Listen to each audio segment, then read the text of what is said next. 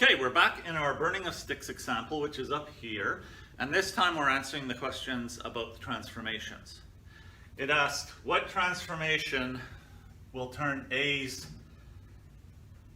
line into B's line? And, separate question, what transformation would turn A's line into C's line? Well, now that the lines are on the graph, it's much easier to see this. And the warning is you have to answer this using transformation math language. So there's a lot of ways of saying, for instance, A is higher than B or something. You're not getting the marks for that. What we're looking for in this case, in both of these cases, is a rotation. A will turn into B if you rotate A clockwise around the point 0, 90. So I'll use shorthand to say A turns into B if you, I'll say, with a clockwise rotation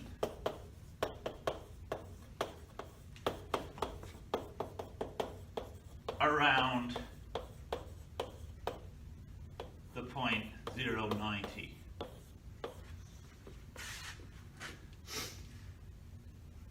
This is a math language way of answering. It's funny because students really don't want to have to answer questions like this. They really draw a blank when they're asked, transformation, what do you mean? But the students are able to learn about the rotation. And it's not really that hard to draw a rotation. If the student just knows the language that goes with the rotation, then it becomes very easy to answer this question. A rotation, you need to know the direction. Is it clockwise or counterclockwise? And you need to know what is the point around which it's rotating. And the y-intercept is that point in this case. And this is clockwise. So it becomes an easy answer. Then A turns into C. Now, I haven't done the comparison part of this problem yet. Comparison will find this point of intersection between A and C. And that is also the point around which another rotation is happening.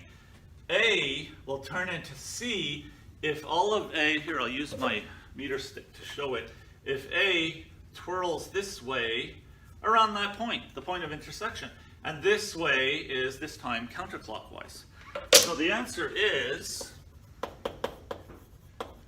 I have to write a really long word, counterclockwise, taking up the whole chalkboard, rotation around, and I want to say this point, but I don't know the coordinates of this point the way I did for that point. But you know what? I don't need to know the exact coordinates to give a complete and accurate answer to this question.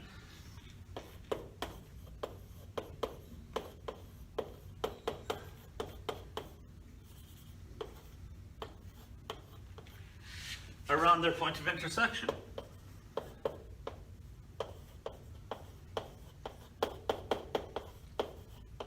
Well, that's true, and it's an answer, and it's a good answer.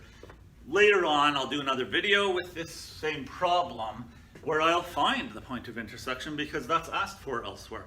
If I knew it, I would write that point's coordinates instead of the phrase, their point of intersection. But this is enough to completely answer this question. A turns into C if it rotates counterclockwise around that point. That is today's Daily Dose of Math. Please like, subscribe, and share.